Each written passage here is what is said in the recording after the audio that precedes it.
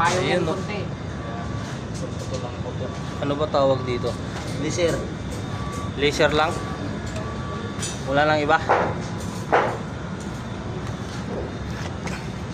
Ba't ganito yung laser namin? Lumiliko. Ito na yung mga bagong technology ngayon. Laser na yung pinagagamit sa lihaw. Bagong technology. Bagong technology daw to. Lumiliko. Araw, tansi-tansi lang. Ngayon, laser na. Ayan. Nagli-layout kami ng partition.